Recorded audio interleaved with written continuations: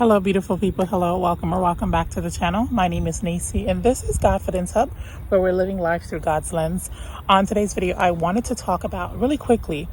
As some of you guys may know, that I talked about this a lot. I talk about this a lot, like how I have the issue of fully trusting God, meaning just like letting all go. Like I trust God, but sometimes I struggle with 100% just letting things go, saying like, God, I trust you, your will for my life, whatever it is that you want me to do, I'm going to do it. And I struggle with that. And on this journey that I've been going with God, he has really showed me that in order for things to work out for me, I have to trust him, right?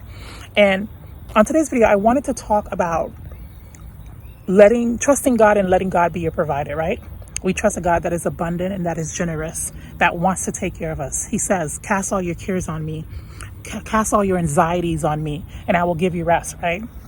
In today's video, I want to talk about allowing God to be your provider, because God wants to be your provider. And of course, I don't have 100% experience with this, right? Like, I can't tell you like, oh my God, I trust God 100% and here I am.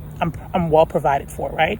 It's because I'm stubborn and I have a hard time with just letting go and just surrendering, right? Because think about it. When you do, it's not like I'm married, right? I'm not married, or I don't have I do have a earthly father, but it's not like I'm in a situation where in my earthly father situation where I'm some kind of princess. I'm like, Daddy, I want this and I can get it. So as someone that is quite independent, I would say, because everything I have, everything I own, I had to work extremely hard for it. So I'm not used to just letting go. I'm not used to just letting go, letting someone take care of me. It's something I definitely struggle with. And of course I need to, get help for that. But it's so hard to just say, okay, God, I surrender. And that is like a major issue I'm having right now. But I had a revelation the other day where God was just telling me, like, I love you. I want to take care of you. And y'all, I was a mess. I was crying. I was just like, but I can't. It's so hard, God. And he's like, I love you and I want to take care of you. And that is what God is telling you today. He loves you and he wants to take care of you. But it's so hard for us to release that control, to release the control of casting all your bills onto God, casting your future plans onto God, and knowing and believing that he's going to do what's right for you. It's hard, and I understand that. But I want to come on here today and let you know that God wants to be your provider. He wants to provide for you. God is a generous God. He's a gentleman. He's a good father. He wants to take care of you. He wants to give you a good life.